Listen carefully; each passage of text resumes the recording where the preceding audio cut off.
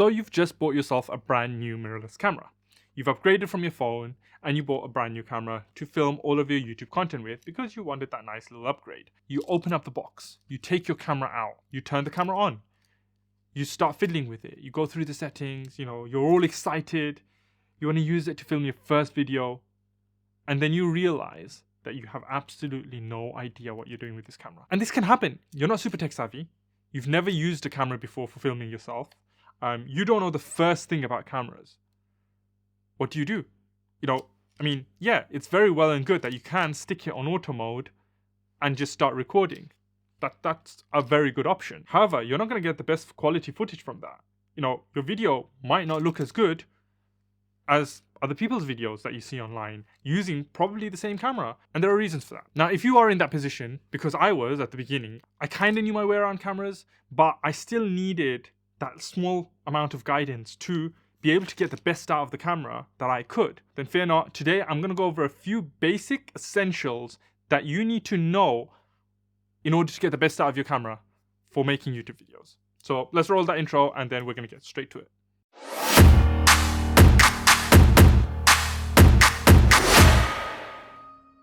So what's up guys, this is Kai24 back at your screens with another tech video, more of a tutorial, more of a kind of tips and tricks video, and I'm going to make it as short as possible today because I don't want to extend this beyond necessary. So today I'm going to go over a few essential things that you need to do with your camera to be able to get the best out of the video that you are recording for yourself, for your YouTube channel, for your TikTok, whatever kind of content you're filming. You need to be able to get the best quality content out of whatever camera you're using. And there are a few basic things that will allow you to do that. I'm going to be using the Canon M50 as an example in today's video. However, these settings, these kind of essential tips and tricks can be transferable to any camera that you're using, whether it be a Canon, Sony, Panasonic, Fujifilm. So all of the things that I'm about to say are applicable to any camera that you're using. So let's get straight to it. So I'm not going to go through every single minute setting for your camera because it will vary from camera to camera. So what I'm going to go through is the absolute basics and just kind of basic instructions on what you should do when you first get your camera, the correct kind of settings that you should put your camera into, and tips and tricks around using the camera itself to get the best out of your footage. So number one is film yourself in manual mode. So on your camera, what you should have is you should have the option of selecting the mode that you are using your camera in. If you're taking photos, there'll be a photo mode, a scenic mode, which kind of adjusts itself to the different scenes depending on what you select. You've got manual mode for manual photography, or you've got manual video mode. Now, if you're recording yourself, you need to be putting your camera into manual video mode. You can just have your camera in automatic mode or auto mode or program mode. I don't know what it's called. It's different for each camera. You can have it like that and then just hit record. However, the reason that you don't want to be doing that is because you have zero control then over any of your settings. Basically, the camera just kind of detects the environment through its sensors and then adjusts the image according to that. Now, a lot of the time, especially if you're using your camera for things like vlogging, your environment's going to change constantly. And that's going to mean that the settings on your camera are also going to start adjusting constantly. So when you take a look at that footage, it's going to be different throughout, and that makes it very difficult, especially if you're going to go and try and edit maybe the coloring and stuff like that. It makes things a lot more difficult, and a lot of the time the footage just doesn't look well, especially if things like your shutter speed are not set to the correct value.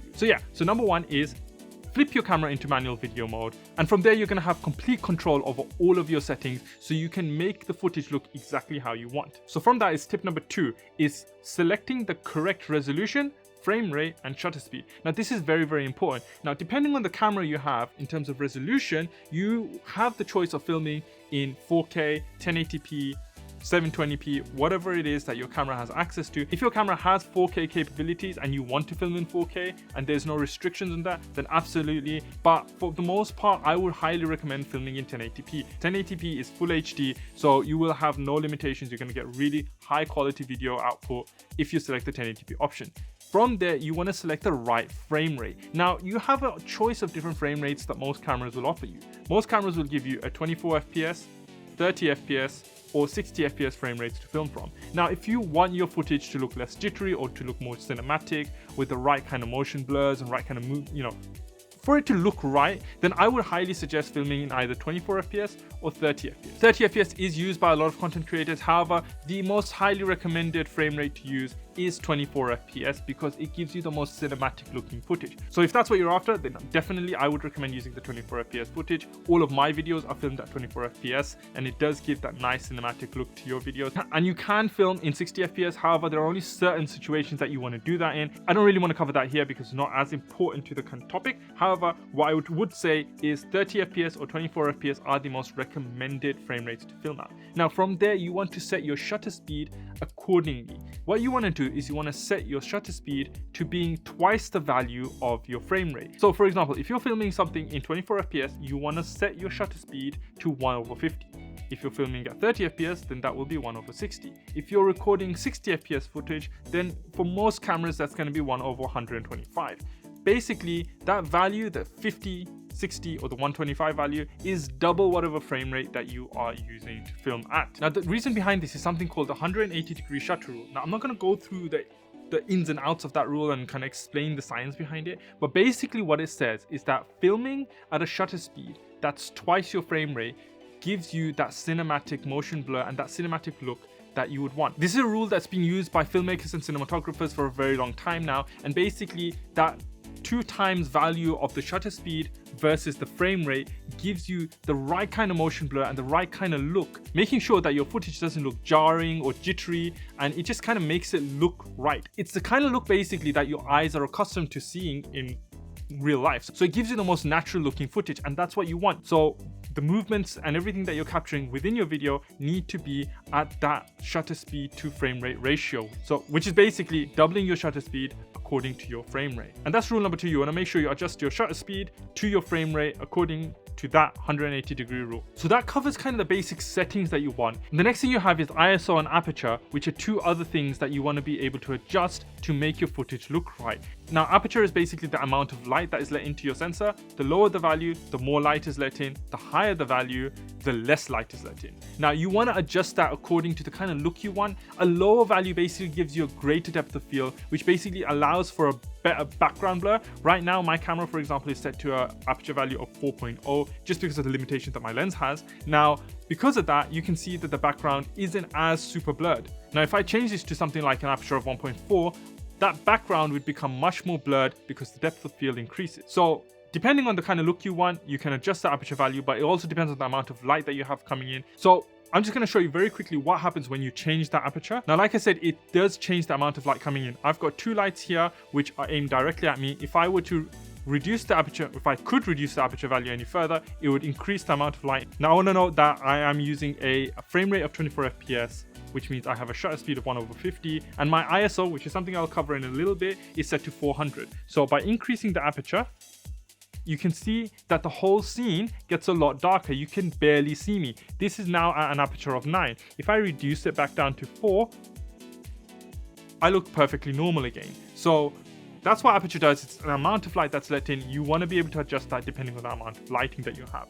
Next up is ISO. ISO is basically digital brightness. If you leave your ISO to auto, what will happen is that your camera's digital brightness will adjust depending on the amount of light that comes in. Now, you might not want to do that because depending on the type of light, or if you're in a natural environment, that ISO value is going to constantly change when set to automatic. So sometimes you might get an image that is slightly darker, and other times you might get an image that's much more blown out or overexposed. So you want to manually set this as well. For most part, I would recommend setting this at a lower value because it reduces the amount of noise that you've got in your video. I'm not going to cover things like noise and all of that right now. It's all very technical, but I've got mine set to 400. If I were to increase this like that, then you can see how much brighter my face gets. You can barely kind of, make out the thing. If I reduce it back down to 100, you can see that the digital brightness gets much darker, and depending on the amount of lighting I've got, I look a lot darker. So I'm going to set this back to 400, and there you go. It looks much more normal. So you want to adjust that according to the kind of lighting that you have. It's best to see on the camera screen how it looks for yourself. There is no recommended ISO.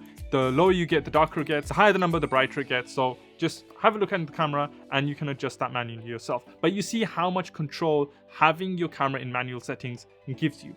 Now, the last thing I want to mention is lighting. This isn't directly to do with your camera, but lighting can bring out the best in your camera. If you are using your camera, no matter how good your camera is, whether you're using a beginner camera like this one that you've just bought or a more advanced cinema camera, then it doesn't make a difference if your lighting isn't good. I've gone through kind of using lighting in a correct way in a different video of mine. I'm going to link that up here. However, you want to make sure that your lighting is right, because lighting can make all the difference in how good your footage looks. And those are basically the most basic things that you need to know to start using your camera right out of the box. Set it to manual mode.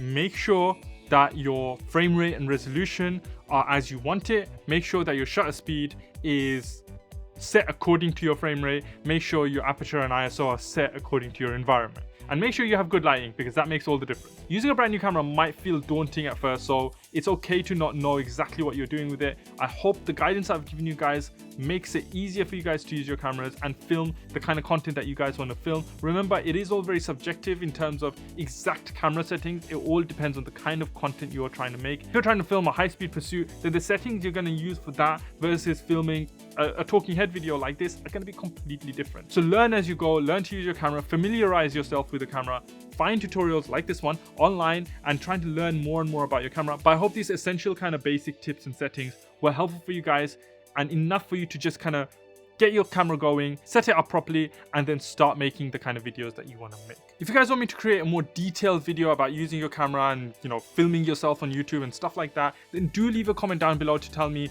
what kind of videos you want to see. If you guys enjoyed today's video and found it useful, then do make sure you hit that like button. And if you're not already, then hit that subscribe button if you enjoy my content in general, and hit that notification bell if you want to know when my next videos are coming out. Until next time, guys, this is Kai24 signing out.